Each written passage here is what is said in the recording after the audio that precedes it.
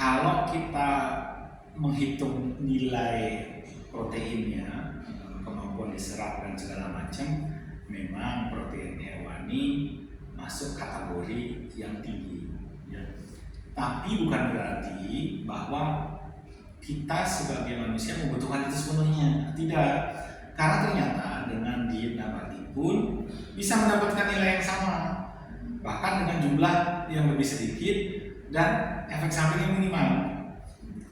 Terbukti bahwa konsumsi protein hewani itu di negara maju 2-3 kali lipat lebih tinggi dibandingkan yang direkomendasikan atau disebut sebagai RDA, kebutuhan harian itu ya.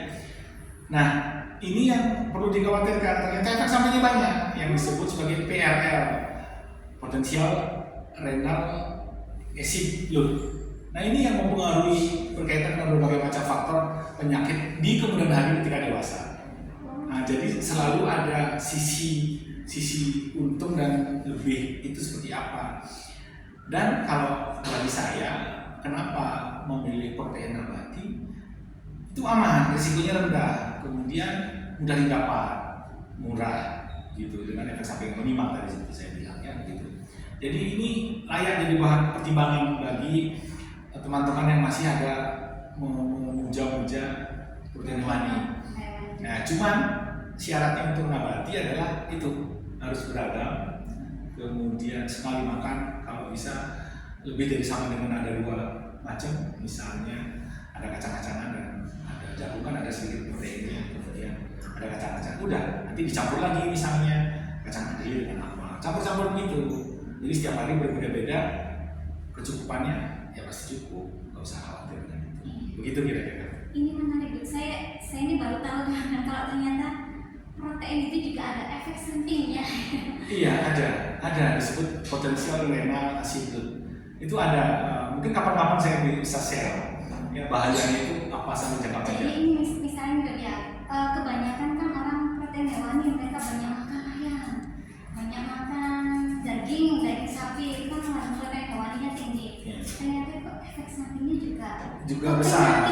Contohnya sendiri apa dok? Misalkan kelebihan. Ya, salah satunya kan kelebihan yang paling nyata pada anak sudah dihitung itu adalah obesitas.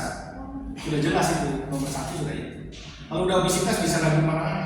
Hipertensi, diabetes segala macam. Nah itu di Surabaya juga ada tingkat diabetes anak-anak itu lebih tinggi.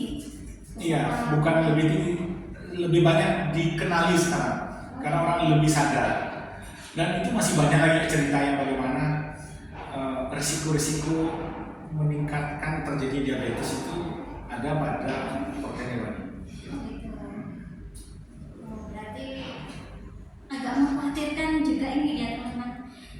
Jadi saran saya kalau teman-teman punya anak kecil, anak seusia anak-anak gitu ya, anak-anak SD itu, mulai sekarang lebih disarankan untuk memperbanyak protein hewani dibanding